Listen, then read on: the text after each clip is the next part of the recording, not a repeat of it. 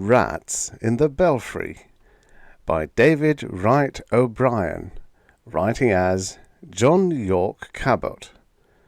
Originally published in Amazing Stories, January 1943. Narrated by Tom Trussel. This little guy, Stoddard, was one of the toughest customers I'd ever done business with. To look at him, you'd think he was typical of the mild, pleasant little sort of suburban home owner who caught the 802 6 days a week and watered the lawn on the 7th. Physically, his appearance was completely that of the inconspicuous average citizen. Baldish, 40-ish, bespectacled, with the usual behind-the-desk bay window that most office workers get at his age, he looked like nothing more than the amiable citizen you see in comic cartoons on suburban life. Yet, what I'm getting at is that this Stoddard's appearance was distinctly deceptive.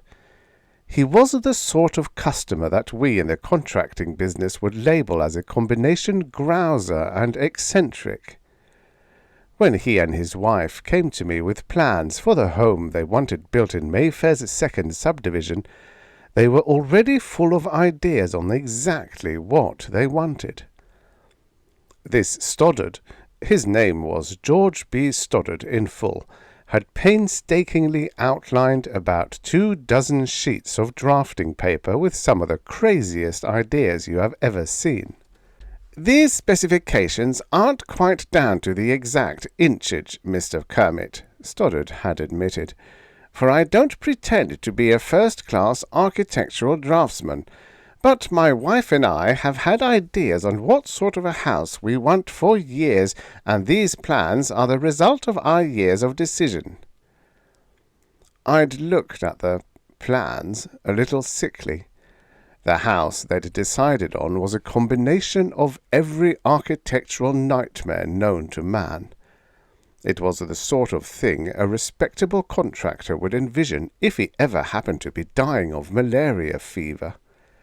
I could feel them watching me as I went over their dream charts, watching me for the first faint sign of disapproval or amusement or disgust on my face, watching to snatch the plans away from me and walk out of my office if I showed any of those symptoms. I muttered noncommittally.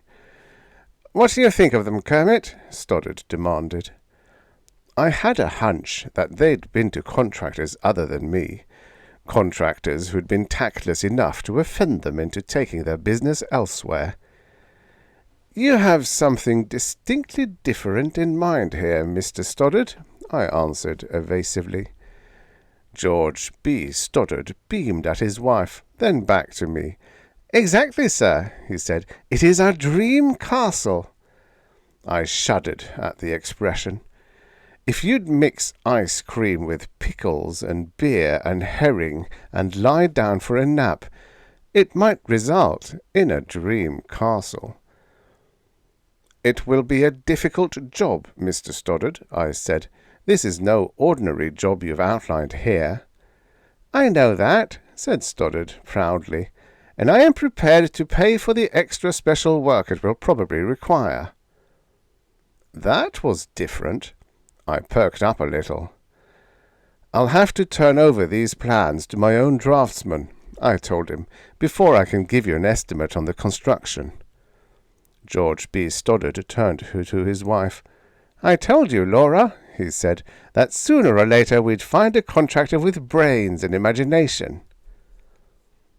It took fully 2 months haggling over the plans with Stoddard and my own draftsman before we were able to start work on the nightmare my clients called their dream castle.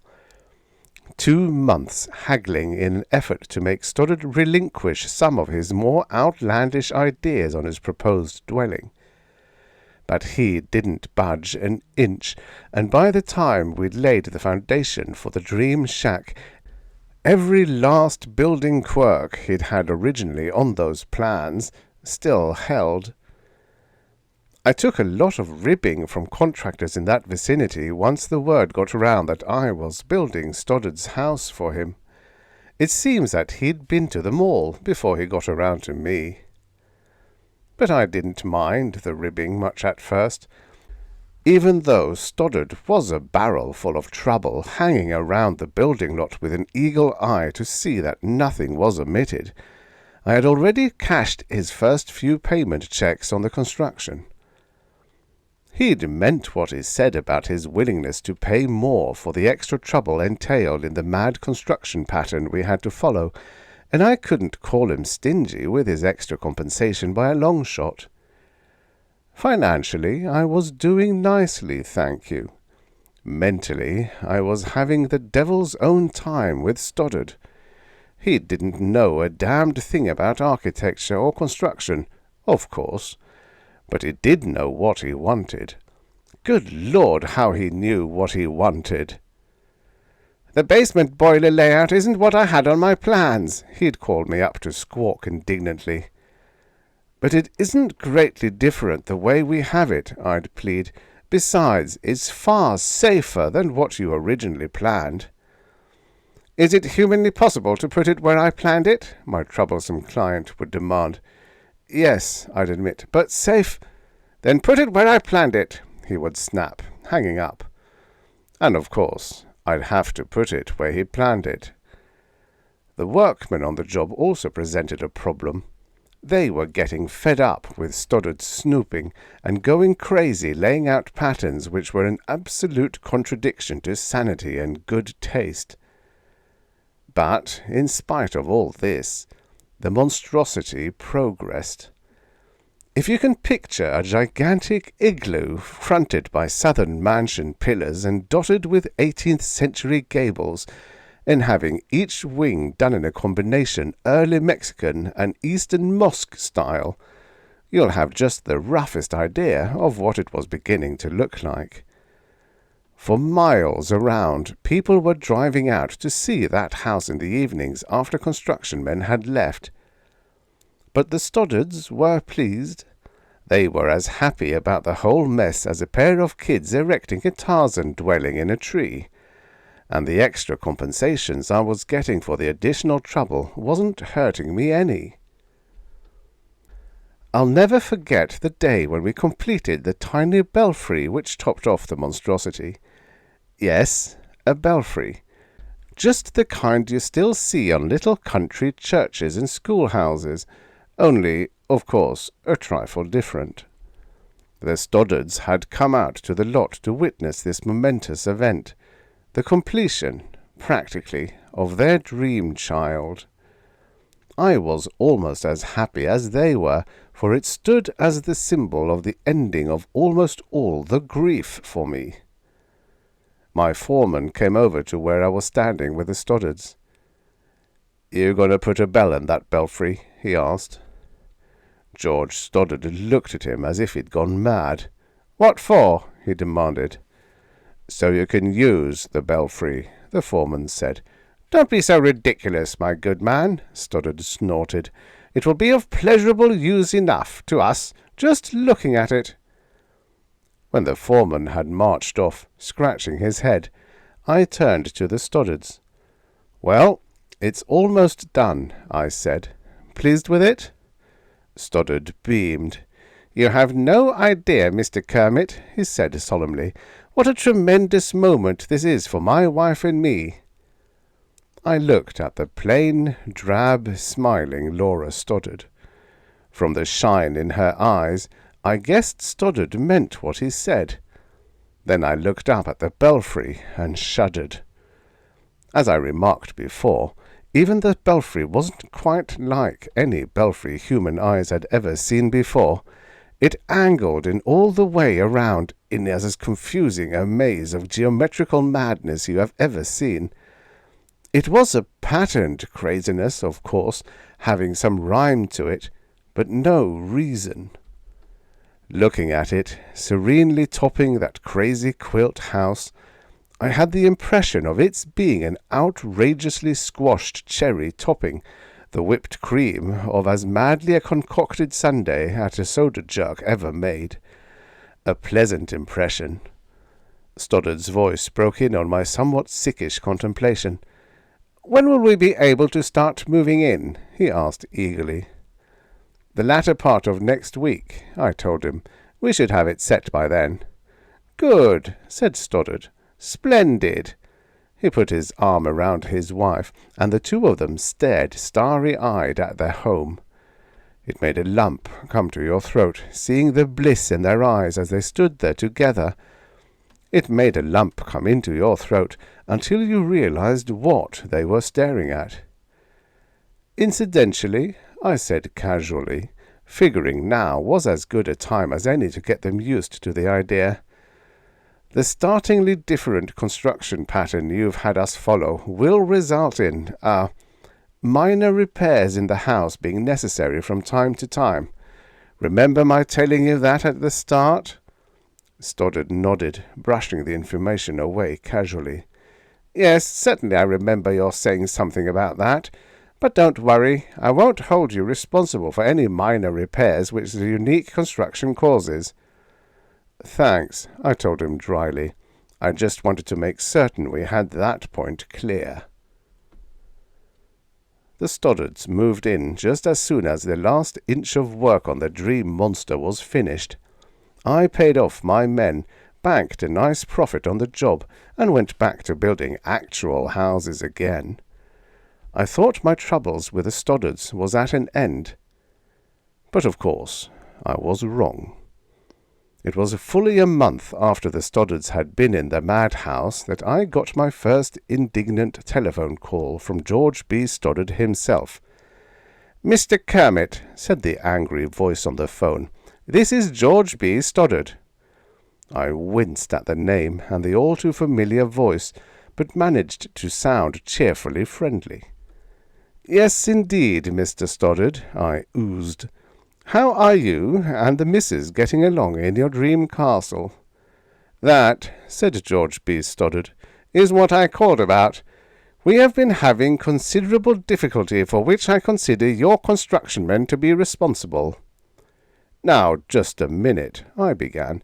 "I thought we agreed—" "We agreed that I was to expect certain occasional minor repairs to be necessary due to the construction of the house," Stoddard broke in. "I know that." "Then what's the trouble?" I demanded. "This house is plagued with rats," said Stoddard angrily. "Rats?" I echoed. "Exactly," my client snapped. "But how could that be possible?" I demanded. "It's a brand-new house, and rats don't—" Stoddard broke in again. "The devil they don't. We have them, and it can't be due to any fault but those construction men of yours." "How could it be their fault?" I was getting a little sore. "Because it isn't my fault, nor my wife's, and the building, as you observed a minute ago, is practically new." "Now listen," I began. "I wish you'd come out here and see for yourself," Stoddard demanded. "Have you caught any?"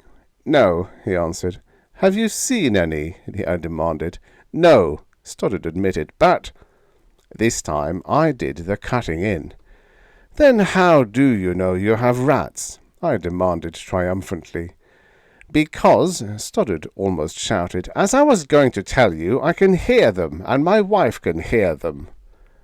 I hadn't thought of that. "Oh," I said. "Then, are you sure?" "Yes, I am very sure. Now will you please come out here and see what this is all about?" he demanded. "Okay," I said, "okay."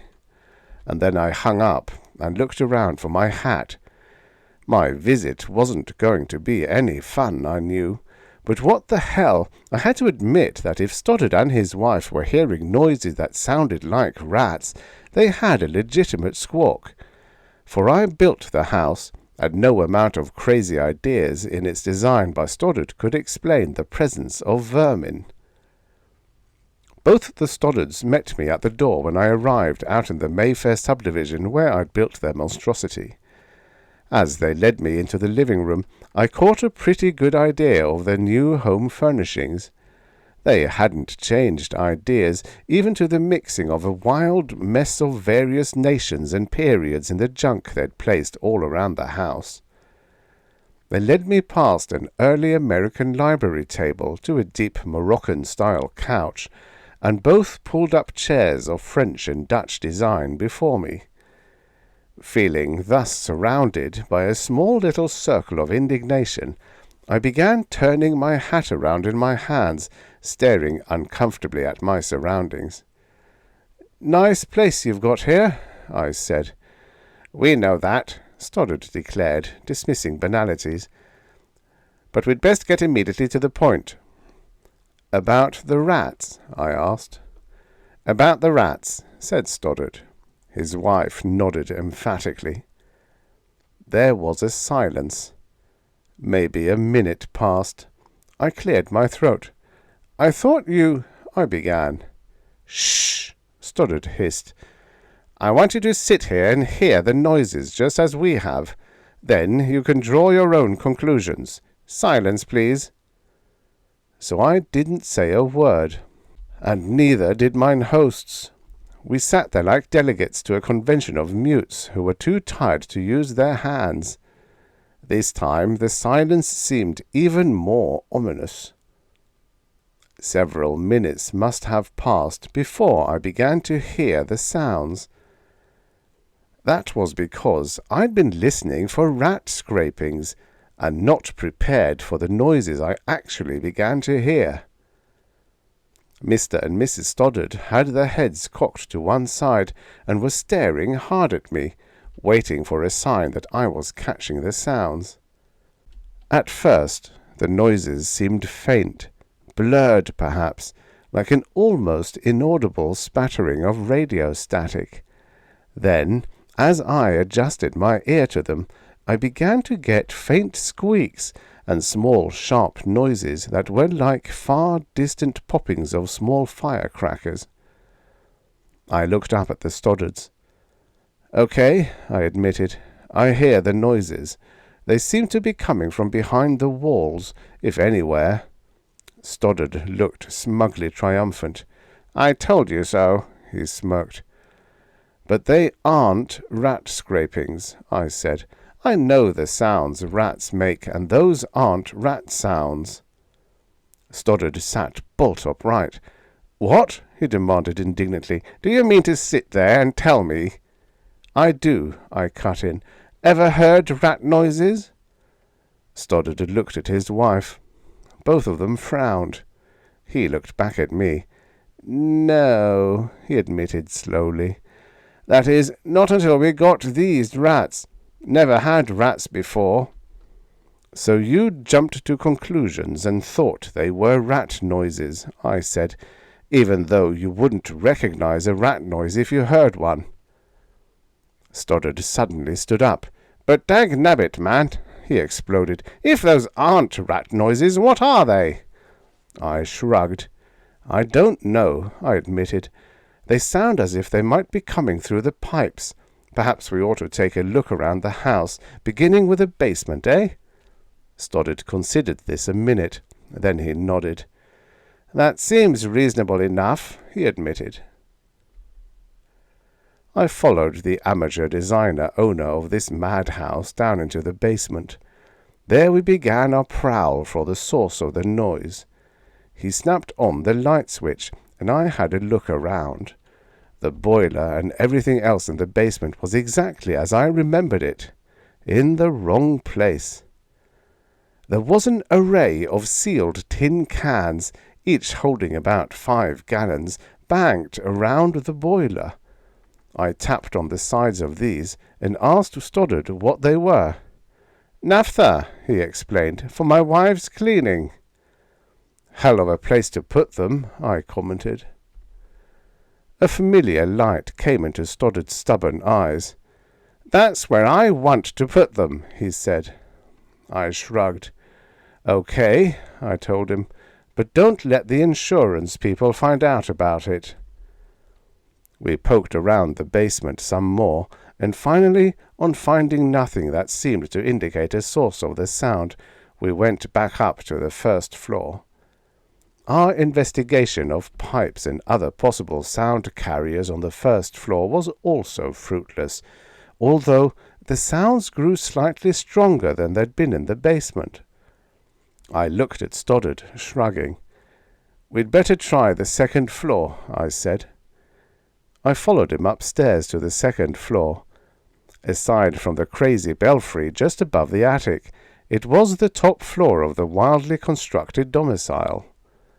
The sounds were distinctly more audible up there, especially in the centre bedroom. We covered the second floor twice and ended back up in that centre bedroom again before I realized that we were directly beneath the attic. I mentioned this to Stoddard. "We might as well look through the attic, then," Stoddard said. I led the way this time as we clambered up into the attic. "Ever looked for your so-called rats up here?" I called over my shoulder. Stoddard joined me, snapping on a flashlight, spraying the beam around the attic rafters. "No," he said, "of course not." I was opening my mouth to answer when I suddenly became aware that the noises were now definitely louder. Noises faint, but not blurred any longer. Noises which weren't really noises, but were actually voices.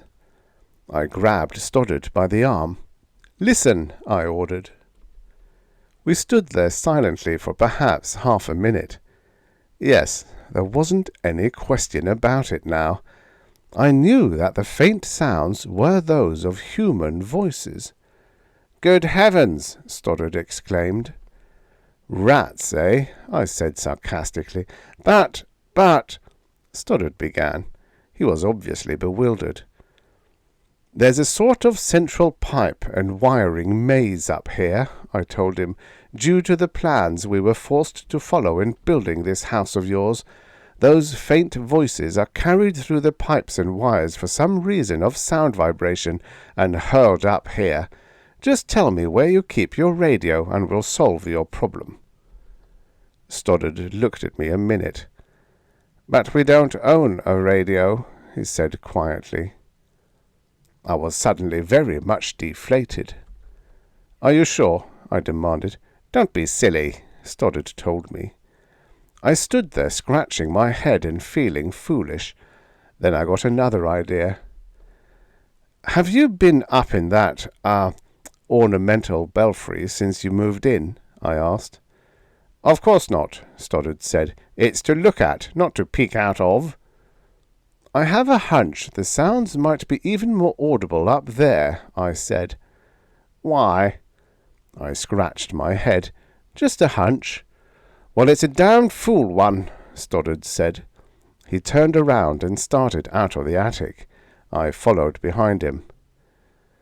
"You have to admit you haven't rats," I said. Stoddard muttered something I couldn't catch. When we got down to the first floor again, Mrs. Stoddard was waiting expectantly for our arrival. "Did you discover where the rats are?" she demanded. Stoddard shot me a glance. "They aren't rats," he said with some reluctance. "The noises, we'd swear, are faint voices and sounds of human beings moving around.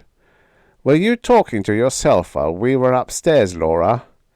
Mrs. Stoddard gave her husband a surprised look. "Who was there to talk with, George?" she asked. I had had about enough of this. I was damned tired of trotting around the weirdly laid-out floors of the Stoddard home trying to track down rats which weren't rats but voices. "If there are inexplicable echoes in this building," I said, "it is due to the construction, and don't forget you wanted it this way. Now that I have proved to your satisfaction that you don't have rats, I might as well go. Good day." I got my hat, and neither Stoddard nor his wife had much to say as they saw me to the door. Their accusing attitudes had vanished, however, and they both seemed even a trifle sheepish. It was 2:00 when I left them. I'd killed better than an hour and a half prowling around the place, and another half-hour driving out. I was damned disgusted by the time I got back to my office. You can imagine my state of mind. Consequently, some 25 minutes after I'd been back in my office, when I answered the telephone to hear Stoddard's voice coming over it. "Mr. Kermit," he babbled excitedly. "This is George B. Stoddard again, Mr. Kermit." "What you got now?" I demanded. "And don't tell me termites." "Mr. Kermit," Stoddard gasped, "you have to come back right away, Mr. Kermit." "I will like hell," I told him flatly, hanging up. The telephone rang again in another half-minute. It was Stoddard again. "Mr. Kermit, please listen to me. I beg of you, come out here at once. It's terribly important." I didn't say a word this time. I just hung right up. In another half-minute the telephone was jangling again. I was purple when I picked it up this time. "Listen," I bellowed. "I don't care what noises you're hearing now." Stoddard cut in desperately, shouting at the top of his lungs to do so. "I'm not only hearing the noises, Kermit," he yelled. "I'm seeing the people who caused them." This caught me off balance. "Huh?" I gulped. "The Belfry," he yelled. "I went up in the Belfry, and you can see the people whose voices we heard." There was a pause while he found breath. Then he shouted, "You have to come over. You're the only one I can think of to show this to." Stoddard was an eccentric, but only so far as his tastes in architecture were concerned. I realized this as I sat there gaping foolishly at the still vibrating telephone in my hand. "Okay," I said, for no earthly reason that I could think of. "Okay, hang on. I'll be there in 20 minutes. Mrs. Stoddard met me at the doors this time. She was worried, almost frightened, and very bewildered. "George is upstairs, Mr. Kermit. He won't let me come up there. He told me to send you up the minute you arrived. He's up in the attic." "What on earth?" I began. "I don't know," his wife said. "I was down in the basement drying some clothes when I heard this terrible yelling from George. Then he was calling you on the telephone. I don't know what it is all about." I raced up to the attic in nothing flat, almost knocking my teeth out on the bottom step of the attic stairs. Then I stumbled into the darkness of the attic and saw Stoddard's flashlight bobbing around in a corner. "Kermit?" It was Stoddard's voice. "Yes," I answered. "What in the hell is up? It had better be good." "Hurry," Stoddard said. "Over here, quickly." I stumbled across the board spacings until I was standing beside Stoddard and peering up at what the beam of his flashlight revealed on the ceiling. A ragged open hole which he'd made by tearing several coatings of insulation from the spot. For a minute I couldn't make out anything in that flashbeam glare. Stoddard had hold of my arm and was saying one word over and over, urgently. "Look! Look! Look!" Then my eyes got adjusted to the light change, and I was aware that I was gazing up into the interior of the crazy belfry atop the monstrous house. Gazing up into the interior, while voices, quite loud and clearly distinguishable, were talking in a language which I didn't recognize immediately. As far as my vision was concerned, I might as well have been looking at a sort of greyish, vapourish screen of some sort. That was all I saw. "Shh!" Stoddard hissed now. "Don't say a word. Just listen to them." I held my breath, although it wasn't necessary. As I said, the voices coming down from that belfry were audible enough to have been a scant 10 or 12 feet away. But I held my breath anyway, meanwhile straining my eyes to pierce that grey screen of vapour on which the light was focused. And then I got it. The voices were talking in German, 2 of them, both harsh, masculine. "What in the hell?" I began. "Is there a short wave set up there, or—" Stoddard cut me off. "Can't you see it yet?" he hissed. The voices went on talking, while I strained my eyes even more in an effort to pierce that grey fog covering the rent in the ceiling. And then I saw. saw at first as if through a thin grey screen of gauze. I was looking up into a room of some sort. A big room. An incredibly big room. A room so big that 24 Belfry rooms would have fit into it. And then it got even clearer. There was a desk at the end of the room. A tremendously ornate desk. A desk behind which was sitting a small, grey-uniformed, moustached man. There was another uniformed person of porcine girth standing beside that desk and pointing to a map on the wall in front of him. He was jabbering excitedly to the little man at the desk, and he wore a uniform that was so plushly gaudy it was almost ridiculous. The two kept chattering back and forth to each other in German, obviously talking about the map at which the fat, plush-clad one was pointing. I turned incredulously to Stoddard. What in the hell goes?" I demanded. Stoddard seemed suddenly vastly relieved. "So you see it and hear it too," he exclaimed. "Thank God for that. I thought I'd lost my mind." I grabbed hard on his arm. "But listen," I began. "Listen, nothing," he hissed. "We both can't be crazy. Those are the voices we kept hearing before, and those two people are the talkers. Those two German, 5 words censored, louses, Hitler and Goering." There, he'd said it. I hadn't dared to. It sounded too mad, too wildly babbling insane to utter. But now I looked back through that thin grey cheesecloth of fog, back into the room. The two occupants couldn't be anyone other than Hitler and Goering, and I was suddenly aware that the map Goering pointed to so frequently was a map of Austria. "But what—" I started again. Stoddard looked me in the eye. "I can understand a little German," he said. "They're talking about an invasion of Austria, and if you will look hard at the corner of that map, you'll see a date marked 1938. I did look hard, and of course I saw that date. I turned back to Stoddard. "We're both crazy," I said a little wildly. "We're both stark, raving nuts. Let's get out of here." "We're looking back almost 5 years into the past," Stoddard hissed. "We are looking back 5 years into Germany, into a room in which Hitler and Goering are talking over an approaching invasion of a country called Austria. I might have believed I was crazy when I first found this alone, but not now." Maybe we were both crazy. Maybe he was wrong.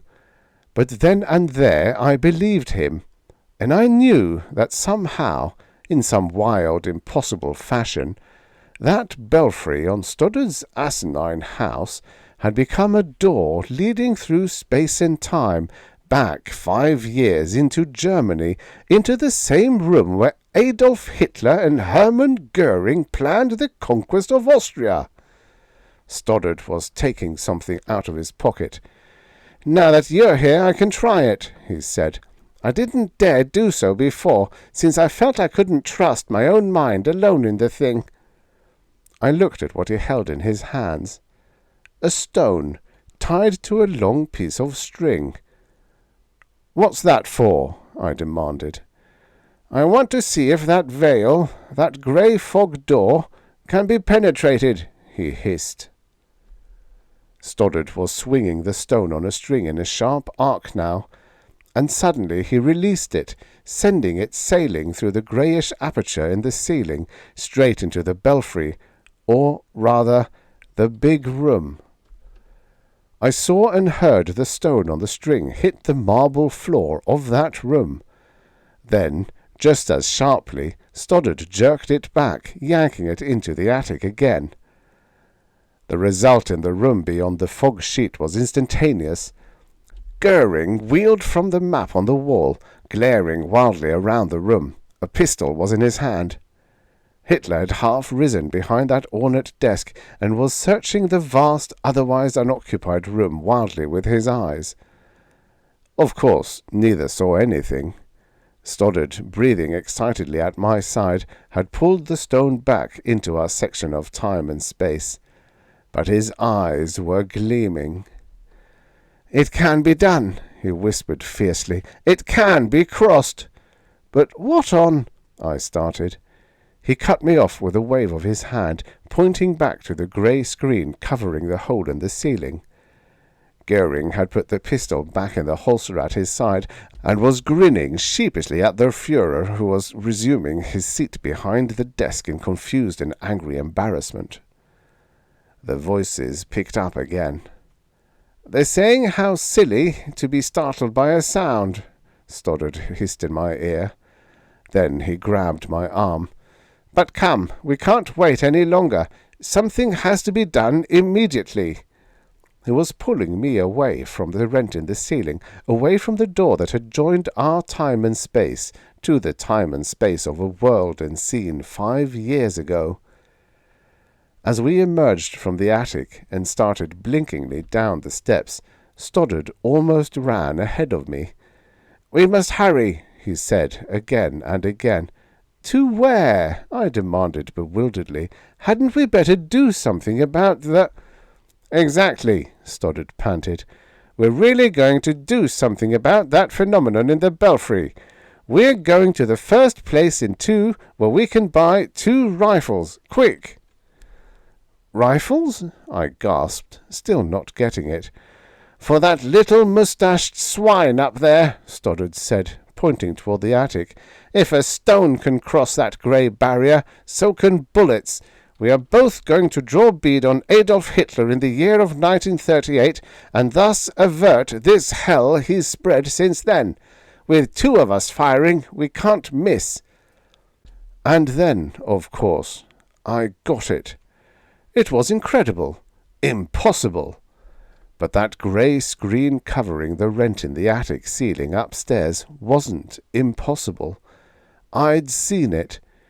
Neither was the room behind it, the room where the Belfry was supposed to be, but where Adolf Hitler's inner sanctum was instead. I'd seen that, too. So was it impossible that we'd be able to eliminate the chief cause of the world's trouble by shooting accurately back across time and space? At that moment I didn't think so. Our mad clattering dash down the attic steps and then down to the first floor brought Mrs. Stoddard up from the basement. She looked frightenedly from her husband to me, then back to him again. "What's wrong?" she quavered. "Nothing," Stoddard said, pushing her gently but quickly aside as we dashed for the door. "But George!" Mrs. Stoddard shrilled behind us. We heard her footsteps hurrying toward the door even as we were out of it. "My car!" I yelled. "It's right in the front. I know the closest place where we can get the guns." Stoddard and I piled into the car like a pair of high school kids when the last bell rings. Then I was gunning the motor, while out of the corner of my eye I could see Stoddard's wife running down the front steps, shouting shrilly after us. We jumped from the curb like a plane from a catapult, doing 50 by my quick shift to second gear. Then we were tearing the quiet streets of Mayfair's second subdivision apart with the noise of a blasting horn and a snarling motor. It was 10 minutes later when I screeched to a stop in front of the sports and gun store I'd remembered existed in Mayfair's first subdivision. The clerk was amazed at the wild speed in which we raced in, grabbed the guns, threw the money on the counter, and dashed out. We must have looked like something out of a gangster movie as we raced back to Stoddard's place. I was doing the driving, and Stoddard had clambered in beside me, both rifles and several cartridge packages in his hands. He was rocking back and forth in mad impatience, as if by rocking he could increase our speed. The expression on his face was positively bloodthirsty. And then we heard the sirens behind us, shrill, coming up like comet wails in spite of our own speed. "Oh, God!" Stoddard groaned. "Police!" I squinted up into my rear vision mirror. We were less than 2 blocks from the Stoddard house now, and the thought of being overhauled by police at the juncture was sickening, unbearable even to contemplate. And then I saw the reason for the sirens. Saw them in the rear vision mirror. 2 fire engines, one a hook and ladder outfit, the other a hose truck. "It's all right," I yelped. "It's only 2 fire trucks." We were a block from his place now, with only one corner left to turn before we'd see the mad architectural monstrosity he called his home, before we'd see the crazy belfry which held the salvation of the world in its screwballish, queer-angled lines. And then the fire trucks and the sirens were nearer and louder, less than a block behind us. At that instant we turned the corner and came into full view of the Stoddard place. It was a mass of flames, utterly, roaringly ablaze. I almost drove us off the street and into a tree, and by the time I'd gotten a grip on myself, we were just a few houses away from the blazing inferno of Stoddard's crazy quilt dwelling. I stopped by the curb and clambered out of the car onto knees which would scarcely support me. My stomach was turning over and over in an apparently endless series of nauseating somersaults. Stoddard, white-faced, frozen, stood there beside me, clutching the guns and the cartridge boxes foolishly in his hands. Then someone was running up to us, running and crying sobbingly, breathlessly. It was Stoddard's wife. The fire trucks screeched to a stop before the blazing building at that instant, and her first words were drowned in the noise they made. "Just drying out some clothes, George," she sobbed. "Just drying them out and turned them on the furnace to help dry them. You left like that, and I got frightened. I ran to a neighbour's. The explosion and fire started not 5 minutes later." Sickly, I thought of the naphtha Stoddard had piled near his boiler. I didn't say anything, though, for I knew he was thinking of it also. He dropped the guns and cartridge boxes, and in a tight, strained voice, while putting his arms comfortingly around his wife, said, "That's all right, Laura. It wasn't your fault. We'll have another house like this, so help me God, just like this." It has been 6 months now since Stoddard's architectural eyesore burned to the ground. He started rebuilding immediately after that. I turned over all the drafts my company made from his first crude plans, and he handed them to the supervisor of the construction company he bought out. You see, he took every dime he owned, sold out his insurance business, and has gone into the building game in dead earnest. He explained it to me this way. "I couldn't go on having house after house built and torn down on the same spot, Kermit. It would break me in no time. This way, with my own company to construct the house every time, I'll save about half each time." "Then you're going to build precisely the same house?" I demanded. His jaw went hard, and he peered from behind his spectacles with the intense glare of a fanatic. For once he didn't look like Mr. Suburbanite. "You know damn well I am," he said, "and until it is precisely the same as the first, I'll keep tearing him down and putting him up again. I don't care if I have to build 1,000 to do it, right on this spot." Of course, I knew what he meant by precisely the same, and I wondered what on earth the odds were he was bucking. Through chance and a mad combination of angles, that time and space door had appeared the first time, but it might have been hanging on the tiniest atom of a fractional difference. Stoddard has already finished his second house, and although it looks exactly like the monstrosity I first built for him, it can't be precisely like it. for he didn't get the grey shrouded door when he poked a hole in the attic ceiling and looked up into the second crazy belfry. All he saw was the belfry. Tomorrow he starts tearing down to build another, and pretty soon people are going to be certain he's crazy. As a matter of fact, they'll soon be pretty sure I'm loony also, for of course I can't help going over there now and then to sort of lend a hand. The end. Subscribe for your daily stories of futures past. And have a look at the video section of the channel. There's hundreds of stories there.